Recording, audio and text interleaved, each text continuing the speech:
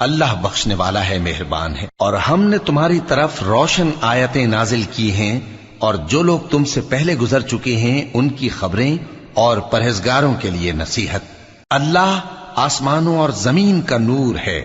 اس کے نور کی مثال ایسی ہے کہ گویا ایک طاق ہے جس میں ایک چراغ ہے، اور چراغ ایک قندیل میں ہے، اور قندیل ایسی صاف شفاف ہے کہ گویا موتی کا سا چمکتا ہوا تارا ہے۔